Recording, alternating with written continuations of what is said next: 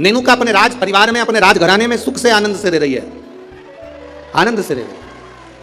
और रेणुका जिसके अंदर भाव शुद्ध है, जिसके अंदर भाव की शुद्ध है, जिसके अंदर आनंद की शुद्ध है, वो रेणुका है। दोनों में भाव की शुद्धता। नेनुका राजघराने का आनंद ले रही है, नेनुका राजघराने का सुख पा रही है, और रेणुका राजघराने में रहने के बाद भी अपनी मां रेणु के पद चिन्हों पर चलकर भगवान देवाधिदेव महादेव की अविरल भक्ति में लीन है। अविरल शिव भक्ति में लीन है वो। समय जाता जाता है,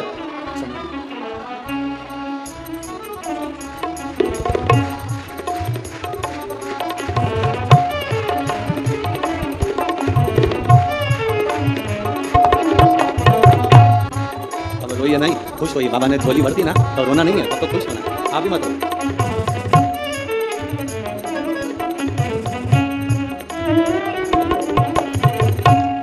अभी तो रोने का समय गया, अब तो खुश होना। दोनों जने अच्छे से खुश होकर जाओ, रोज के नहीं जाना। बाबा के दरबार से गोदी भरकर जा रहे हो, क्या चाहिए, इससे बढ़कर सुख क्या है।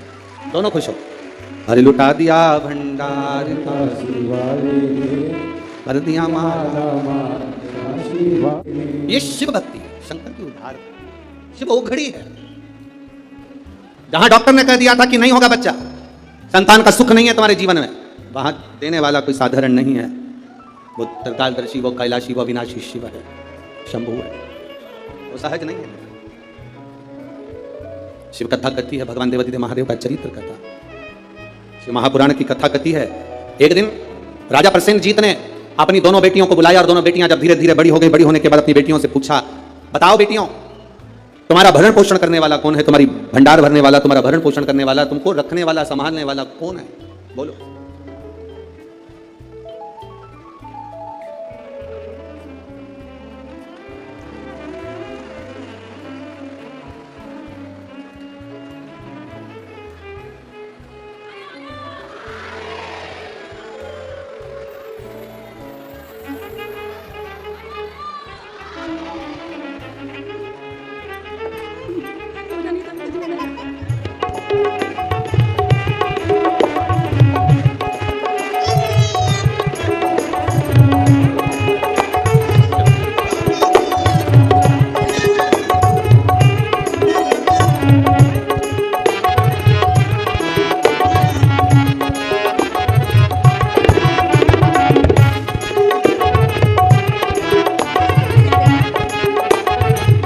ये वही है जिसको कहा गया था कि गठान है, और बाबा की कृपा से एक नहीं, जब देता है तो छपार फाड़ कर देता है। ये शिव तत्व है, शिव भक्ति है। नेनुका और रेणुका दोनों से पूछा गया। प्रसेनजीत ने दोनों से पूछा, ये बताओ। प्रसेनजीत पूछ रहे हैं कि इस तुम्हारे जीवन का भरण पोषण कौन कर रहा है।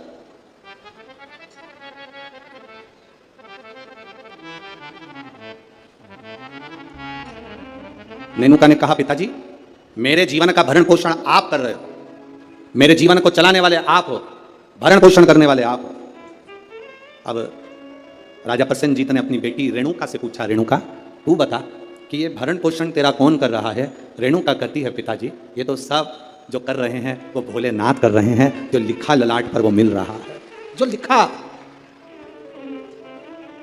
जो ललाट पर लिख दिया वो मुझे मिल रहा। दुख लिखा, सुख लिखा, अच्छा लिखा, बुरा लिखा, जो उसने लिखा वो मुझे मिल रहा। जो लिखा ललाट पर वो मुझे मिला।